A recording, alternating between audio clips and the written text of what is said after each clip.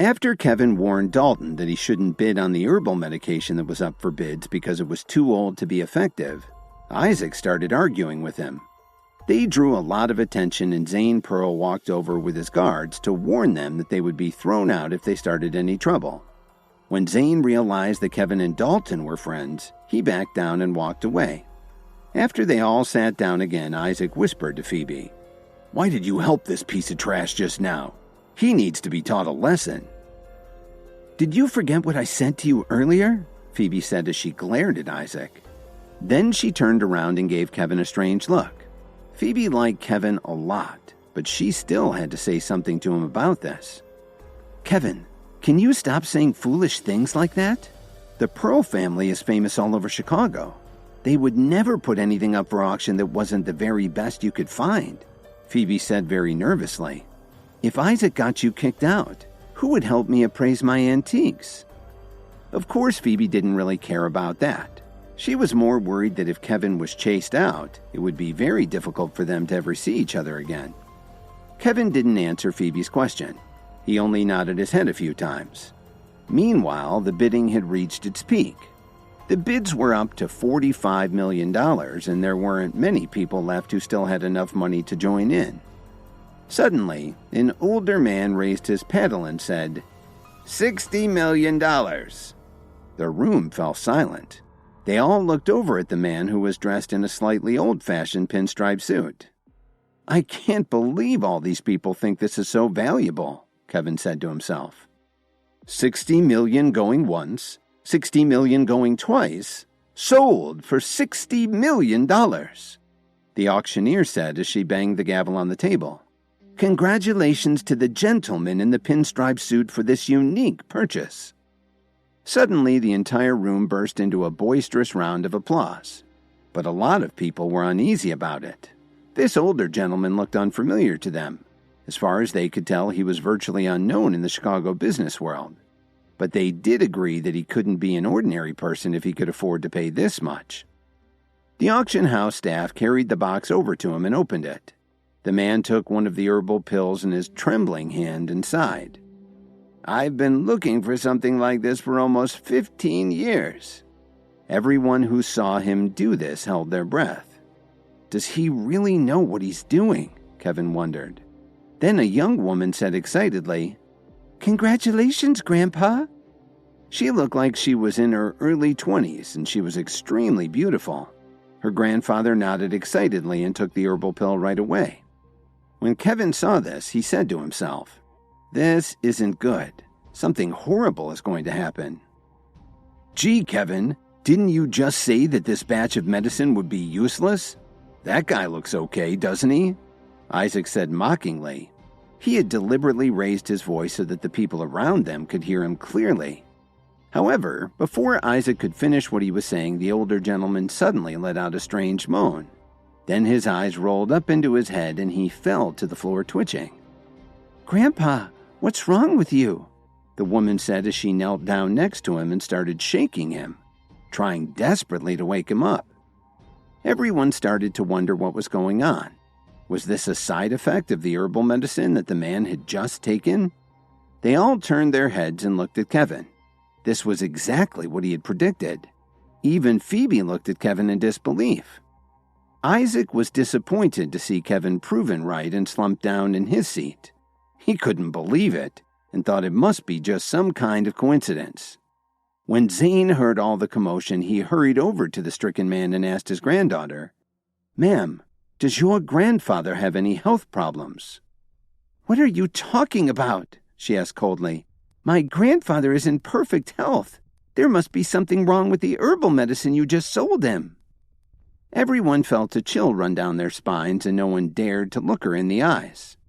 "Ma'am, I can understand your feelings, but there has never been a problem with anything this auction house has ever sold," Zane replied. "So you're saying that this is my grandfather's fault?" she asked him. Then she shouted, "Someone please help us!" 5 or 6 men in black suits immediately ran over from the entrance. They moved so fast they were like a blur. "Listen carefully," the young woman told Zane. "If my grandfather dies, I'll definitely bring the Pearl family down." Ma'am, it's just too early to talk about all of that. Let's get your grandfather to the hospital so they can check him out. Just don't try to blackmail us, Zane warned her. Do you think I'm joking? The woman said as she opened her wallet and showed them her ID. When Zane saw her ID, he looked like he'd seen a ghost. I'm sorry, ma'am, I didn't realize, Zane said apologetically. Kevin was standing too far away to see what she had flashed at Zane, so he turned to Dalton and asked him, Do you know what that is? I'm not sure, Dalton said seriously, but it looks like the Pearl family is in big trouble. Kevin raised his eyebrows slightly when he heard this. He never thought he'd witness something like this at an auction. I'd advise you to move quickly, she told him. Yes, ma'am, Zane said as he quickly turned around and barked orders into staff. Quick, call an ambulance. I'm afraid it won't get here in time, Kevin said gravely. Please, Kevin, don't say anything else, Phoebe urged him as she anxiously tugged on his sleeve. Dalton didn't speak, but he stood next to Kevin, ready to help him no matter what happened. Who is this guy? You think he has any idea what to do? One of the bystanders asked. Lower your voice. Don't you see who's standing next to him? That's Dalton Steele, someone whispered to him. As everyone watched, Kevin walked over to the man and announced. He was poisoned by that useless expired herbal pill. Even if he was sent to the hospital right now, it wouldn't help. But he only swallowed it a couple of minutes ago. The poison hasn't spread to his internal organs yet, Kevin explained. Then he turned to look at the woman and said, If you trust me, let me save your grandfather. But we can't delay any longer. You really have a way to save him? She asked incredulously. Don't trust him, he's just a good-for-nothing, Isaac suddenly blurted out. Then he added, Kevin, stop pretending you know what you're doing. When the onlookers realized who Kevin was, they remembered all of the awful rumors that Jason had been spreading about him and began to have their doubts. They started whispering all sorts of insulting things. This gave the young woman some misgivings, but when she saw the confident smile on Kevin's face, she decided to trust him. I'll let you try, she said. Then she warned him, but if something happens to my grandfather, I'll hold everyone here responsible. Of course, Kevin responded.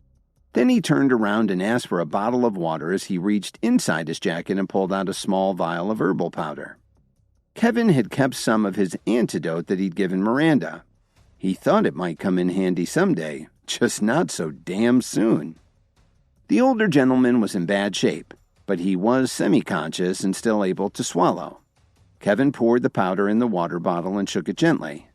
Kevin! Phoebe nervously called out as he leaned over and held up the man's head to give him a sip. Don't disturb him. I'm sure Kevin wouldn't do something he wasn't confident about, Dalton said firmly. Zane nervously looked at Kevin. His forehead was breaking out into sweat.